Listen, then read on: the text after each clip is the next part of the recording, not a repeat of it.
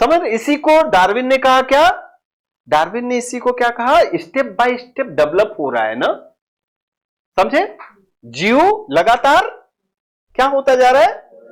हाँ, हम ठहरे हुए नहीं हैं।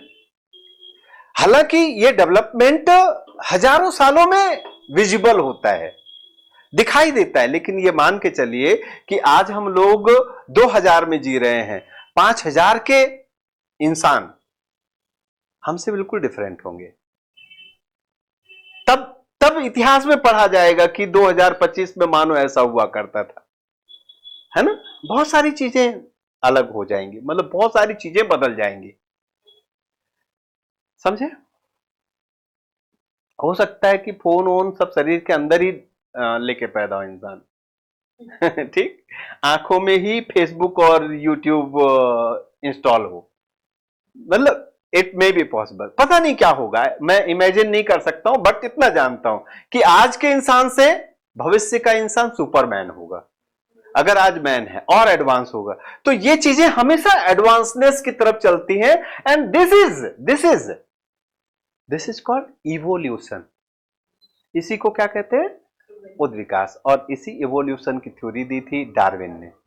तो डार्विनिज्म भी इसको कहते हैं, क्या कहते हैं, डार्विनिज्म। कैसा डार्विनिज्म, ऑर्गेनिक डार्विनिज्म, यानी जीवों का उद्विकास या इवोल्यूशन ऑफ लाइफ, जीवन का उद्विकास। ठीक इसी में फिर और भी साइंटिस्ट बीच बीच में जोड़ते गए।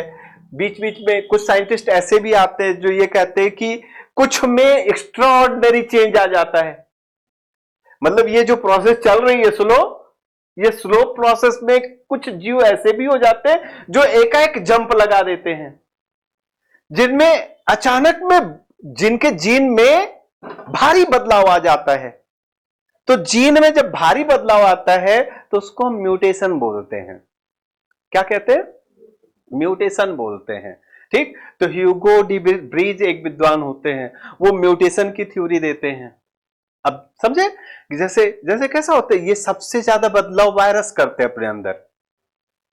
क्या, जो वायरस होते हैं ना, वायरस में ये तेज, बहुत तेज होता है, यानी वायरस के म्यूटेंट्स, यानी जैसे एक जीव था, अब हमारा जीव है, मतलब मैं हूं इंसान, मेरा बच्चा 99.9% मेरे जैसा होगा, मतलब चेहरे में नहीं, हाथ पैर नाक कान वही होंगे। ऐसा नहीं हुआ कि मेरे बच्चे कान गायब है, क्यों, जेनेटिक चेंज हो गया अचानक में।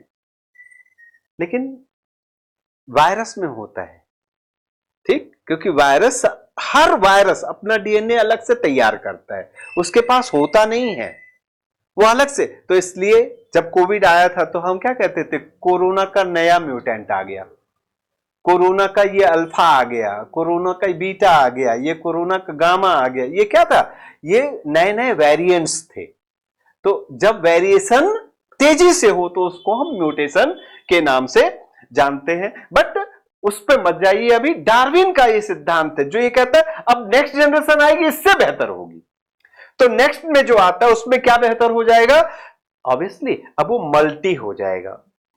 क्या, यूनी खत्म, और ये बरकरार रहेगा यूकैरियोटिक, तो यूकैरियोटिक। ओके, तो अगला जो जीव होगा, अगला जो किंगडम होगा वो मल्टी सेलुलर प्लस यूकैरियोटिक होगा। क्लियर है, बहुकोशिकीय होगा और उसके अंदर पूर्ण विकसित क्या होगा, कोशिका होगी। बट ऑटोट्रॉफिक नहीं होगा, हेट्रोट्रॉफिक होगा।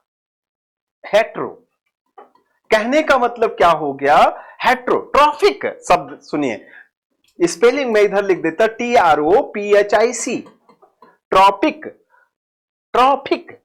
ओके, ट्रॉफिक मतलब होता है भोजन, फूड बनाना। ओके, फैगस मतलब होता है PHAG, फैग मीन्स होता है खाना, समझे। अब ये शब्द आपको जानना पड़ेगा, फैग मीन्स भोजन करना और ट्रॉफिक मतलब भोजन बनाना, ठीक है। ऑटोट्रॉपिक मतलब हो गया जो अपना भोजन स्वयं बना ले, ऑटोट्रॉपिक्स आर प्लांट्स, क्लियर है। और अगर वो ऑटोट्रॉपिक नहीं है तो हेटेरोट्रॉपिक है, ऑटोट्रॉपिक नहीं है तो फिर क्या है, हेटेरोट्रॉपिक है, क्लियर है। ओके, हेटेरोट्रॉपिक मतलब क्या हो गया कि वो अपना भोजन स्वयं नहीं बना सकता, ऑटो बना सकता है। ऑटोट्रॉपिक मतलब स्वयं बना सकता है, हेटेरोट्रॉपिक मतलब परपोषी, जो अपने भोजन के लिए, जैसे हम नहीं बना सकते भोजन, मतलब क्या हुआ, ना तो हम अपना प्रोटीन बना सकते हैं, ना हम अपना ग्लूकोज, हम पेड़ पौधों पर, वेजिटेशंस पर डिपेंड है इसके लिए। ओके, अगर फसल ना हो तो हम सब भूखे मर जाएंगे हम सब।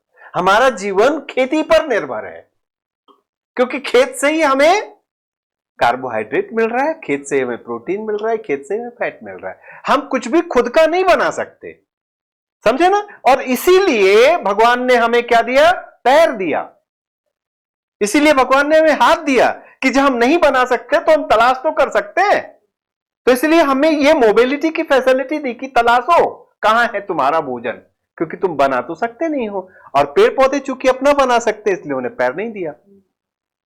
नहीं तो हम घर में ताला लगाते कि देखो ना शीशम का पेड़ घर में घुस जाएगा ठीक, सड़क पर पेड़ दौड़ रहे होते ना, किधर, धूप होशंगाबाद की तरफ है तो चलो सब होशंगाबाद चलते, खैर धूप की जरूरत नहीं पड़ती उन्हें, अगर वो भी हेटेरोट्रॉपिक होते तो।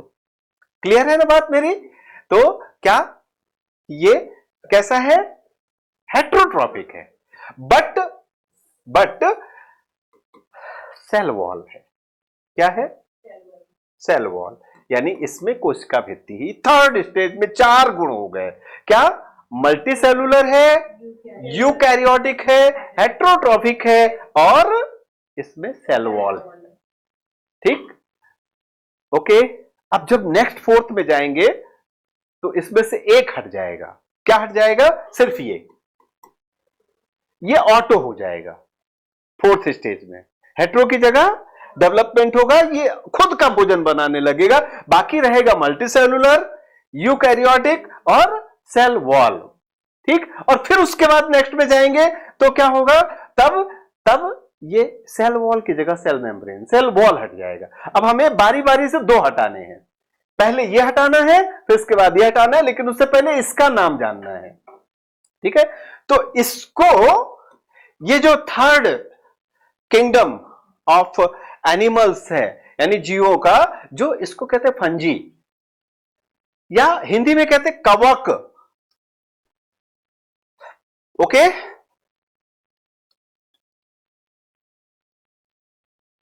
फंजी की खासियत क्या होगी, हेटेरोट्रॉपिक होगा, और क्या होगा, यूकैरियोटिक होगा, मल्टीसेलुलर होगा, बिल्कुल सेल वॉल होगा इसमें।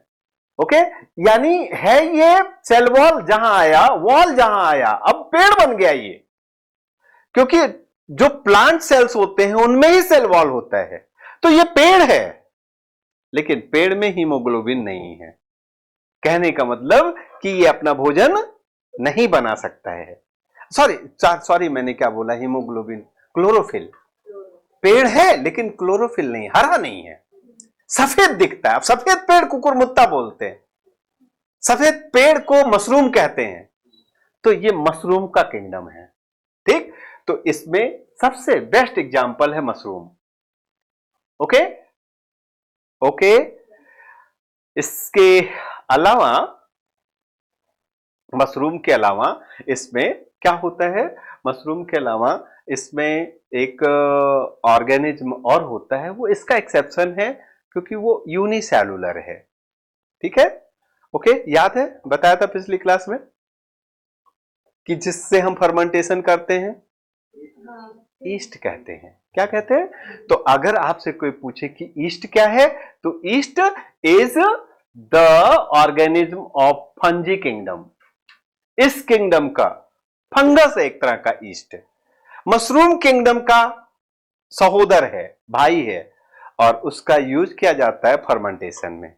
ठीक, तो इंडस्ट्रियल डिमांड बहुत ज्यादा है उसकी, ईस्ट की, क्योंकि हमारे खाने पीने की चीजों में बहुत सारी चीजें ईस्ट से हम तैयार करते, फर्मेंटेशन से हम तैयार करते, लाइक चीज, चीज फर्मेंटेशन से तैयार की जाती है, ब्रेड, पूरी जो बेकिंग इंडस्ट्री चलती है वो फर्मेंटेशन पर बेस्ड है, वाइन, वाइन फर्मेंटेट करके ही वाइन बनाई जाती है, तो वाइन, ये सारी चीजें, विनेगर, ये सब चीजें फर्मेंटेशन से तैयार की जाती हैं। तो ये इसमें आपको जानना है एक ईस्ट, बस ये ध्यान रखना है ईस्ट इज यूनिसेलुलर, ठीक, और बैक्टीरिया की तरह वर्क करता है वो, बट बैक्टीरिया सड़ाता है, ये फर्मेंटेट करता है। क्लियर है? बैक्टीरिया क्या काम करता है? बैक्टीरिया सड़ाता है, ये सड़ाता नहीं है, ये फर्मेंटेट करता है। ओके